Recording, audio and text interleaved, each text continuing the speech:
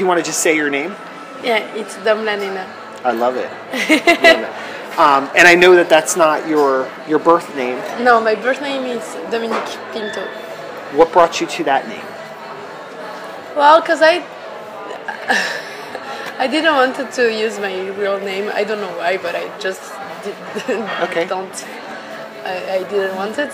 So, and I grew up in Argentina, and I went there very young to study cello, and I was always with people older than me, and they was always calling me La Nena, who means like the little one. Mm-hmm. So yeah, it was like a combination of my name and this nickname. I don't know. I love it.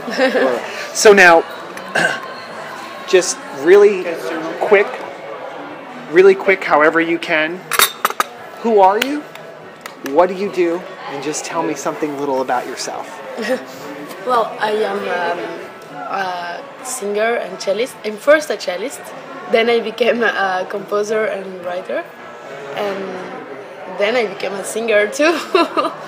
And I am from Brazil, and I live in France. So, describe the kind of music you create. Yeah. Well, I'm from Brazil, but my music is not really what people say call Brazilian music.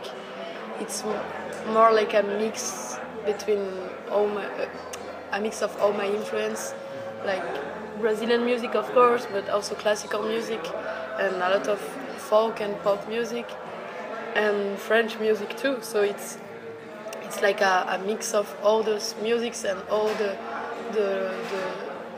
the countries where I lived. So yeah, it's like a we can say like something like folk music in Portuguese. I don't know, something. Great way to describe it. How is your music, or how are you different than other people in your genre? Like people who do what you do. How are you different? Well, we are all different, but I think maybe I am different because I grew up in so many countries and you know, I went to Argentina when I was 13 years old, and I was alone. My parents stayed in Brazil, and I went there to study cello. Mm-hmm. So maybe that gives me some. It's not like a maturity, but like some responsibilities, and maybe the fact to live like far from my country for so many years and far from my family too gives me some, not a sadness, but like a melancholy, but a good mm-hmm. melancholy. Mm-hmm. I like melancholy. I love that. And yeah, that's maybe like one of my characteristics. Very good. And I it's funny because I hear that in your music. Yeah, definitely. Yeah, it's funny because I didn't realize it's like for real, and when the album went out, people started to say it to me, and I said, yeah, that's true. I think there is something. It's very funny because people don't understand the lyrics, but they just feel it. And it's not a bad thing. No, it's wonderful. No. Yeah, it's beautiful. Yeah. The other day I made an interview, and the guy said, so you are a sad person? And I said, no, I'm very happy. But I like melancholy. It's just like, for me, it's something good. It's not it's really different of sadness. Mm. So, if I may insert my opinion, after listening to your album several times, I don't get that you're a sad person. Yeah. I don't. I think that it is melancholy, yeah. like you said, yeah. but in a very positive and upbeat way. Yeah. So, what inspires you to make your music? Well, for this album, I spoke a lot about my childhood and the fact to live far from my country and to feel like I don't. Because I feel that I am Brazilian, but I am so far and for so many years that I have like lost this national feeling, and it's like if I didn't have like a real country. So this is something very present on the album. It's beautiful, yeah. What are the current music trends in France? Necessarily, I guess the point would be, what are the trends in France that are really working in music that maybe you haven't seen in America yet? Like artists? Yeah, I mean, I guess, yeah, musical trends. Is there anything there that you've seen that we haven't gotten yet? Yeah, she doesn't. Yeah, she's very famous outside of France, but most in France, it's Camille. Do you know this French Camille, singer? yes. Uh-huh. Yeah, for me, it's like the best French singer, and maybe I don't know how famous is she in America. No, she's not very famous. Because we gauge everything in America musically. We gauge everything by whatever's on the pop charts. Yeah. You know, I think music goes through different levels and different stages throughout time. Mm-hmm. Maybe in the 60s and 70s, singer-songwriter music was really famous, regardless of how you looked and who you really were. It just really was about your music. Yeah. And then some point in the 80s and 90s with MTV, I think imagery became very important to people. Yeah. So now it's very much image. Yeah. You know, it's very much people becoming manufactured. And we talked about this on the way over here about how there's a lot of artists that you immediately know are manufactured. And I was saying how you're so not manufactured. How I really feel as if listening to your albums, out of people that I interview, I talk to several artists in different genres. Music, art, I feel like your music or your art is truly not manufactured. I believe that is who you are. What does it mean manufactured? Manufactured means that... Like a fabric... It means that someone else is creating who you are. And they're sort of saying to you, Dom, we don't want you to write this music, we want you to write this so we can sell some records. Yeah, well, this is something very characteristic of the album, because I made it all before to have a record label. So it's very like, and I even had really the pretension to release an album. I just wanted to make my songs and to have it like as I wanted to listen to it. So it's very like a sincere album, you know, like all the arrangements I just did it like I wanted to do, and there was no money, nothing involved, no pressure. So I think it's something. Maybe it's hard because I'm already thinking about the second album, and now it's different because there is some expectations. Uh-huh. So it's. But I don't want to lose this Your English is awesome. Let me just tell you, your English is awesome. Thank you. Because you go into interviews with international stars and you don't know where you're going to sit as far as the communication. Yeah. Your communication is wonderful. Thank you. You know, because I'm here for like 5 days in America, and actually it's because I'm here that it becomes good, because. Before to come, my record label was like, okay, Dom, you really needs to take lessons and to practice your English, but I had no time to do it before to come. Your English is great. Yeah, really. Thank you to say it. And my parents come from Italy. Great. So I'm first generation, and I understand that I speak Italian, and so now, what is more important to you, the beauty of the musical arrangement or the lyrics? The emotionality in your lyrics. What's more important to you? Because you did say in the beginning that you are a cellist first. Yeah.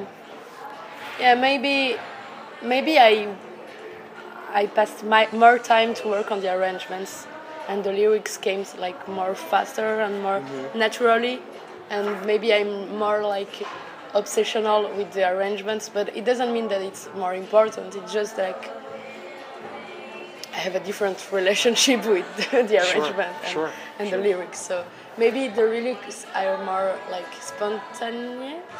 Spontaneous. Yes. Yeah. And the arrangements like more.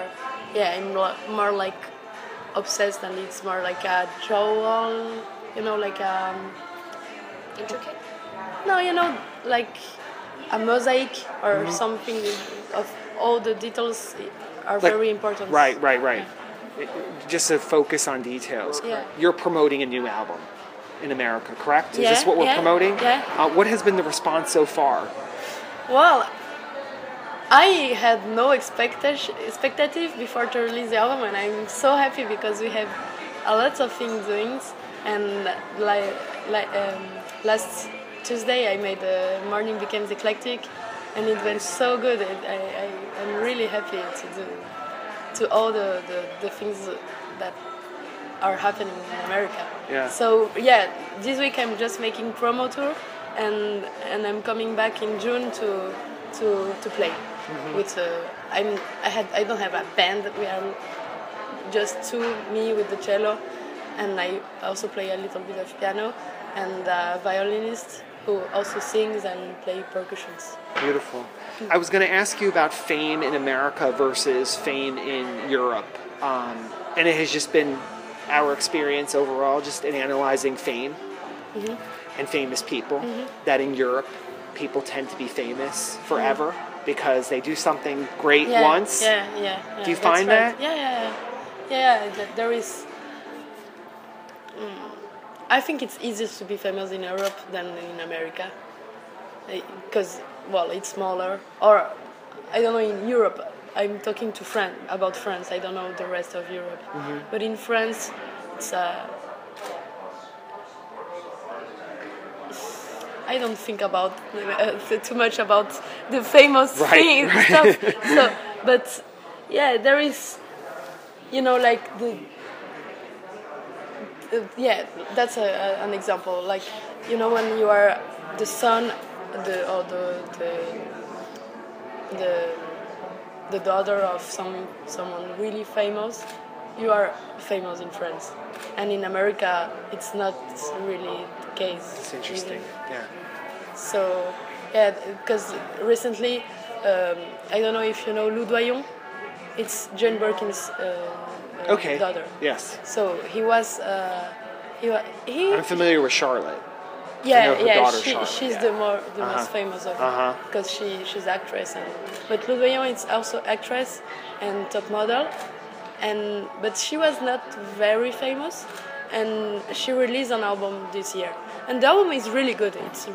I like it very much, but if it was not Lou Doyon, I think she will be famous, but not that much. And in France, like this year is like the Lou Doyon year, Right. It's like the event of the year, and of course it's good what she's making, but it's helping a lot that the fact that she's the daughter of Jane Birkin. Absolutely. And I don't know. I know like Adam Cohen or some children of big stars in America or Canada that are not really famous, and they are making good music also. So. Right. Yeah. Well, it's funny you mentioned Jane Birkin, because I was saying that prior to doing this interview, I was going to ask you about Serge Gainsbourg. Yeah. And was it awkward working with Jane Birkin and knowing not only she being Jane Birkin, but also her connection to essentially huge inspiration in French pop music and French music in general? Yeah, it was awesome to be touring with her for 2 years, and we were playing Serge Gainsbourg songs, so it was like,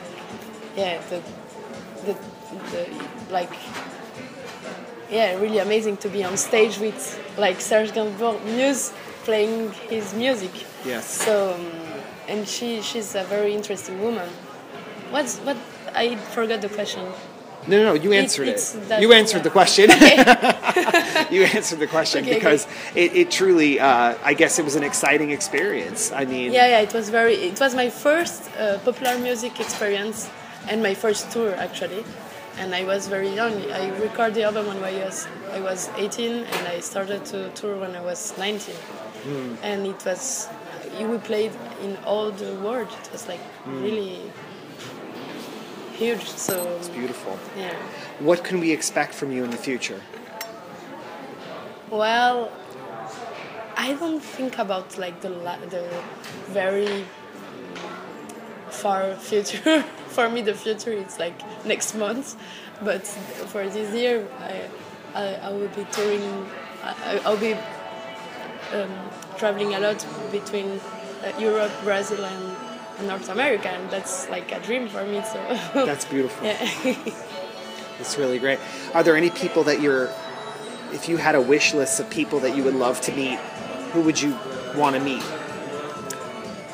Well, my dream was to meet, the singer Lassa, a Canadian singer. Why does it sound familiar? Well, she was very famous in Canada, not that much in America, but okay. she had a name, but she died some years ago, but she's like, for me, it's like one of my best, most important influences.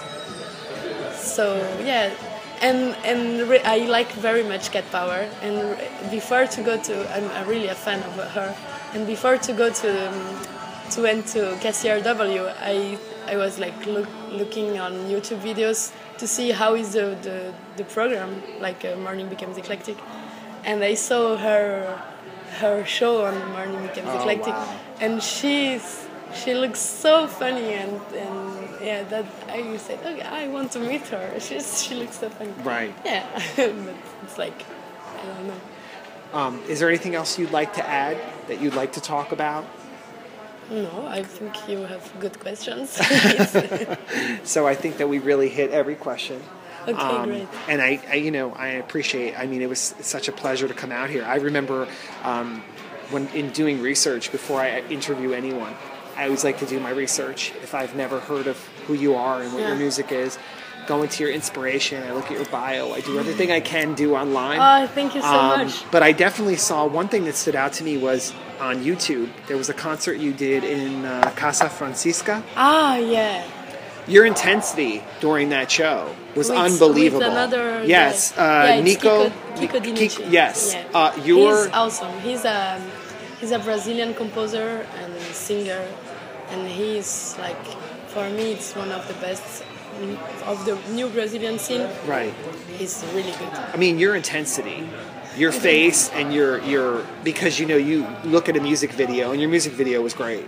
The traveling, no my país, yeah, and I really felt like I saw a lot of beautiful parts in your music that really started to transcend and give ideas of other artists that I've listened to in the past. But to see you perform was really an intense. There's a connection that you have with your instrument and the audience that's intense. Thank you. And this was a pleasure interviewing you. Okay. Hey, thank you so much, because sometimes you make interviews and people just like read a little piece of your bio and I really took the time to respect what you do, and I love it. I've become a fan. Okay. All right. Thank you so much. Thank you so much. Não vais voltar dessa vez. Não vou te esperar. Quantas vezes já te foste? Quantas vezes te chorei?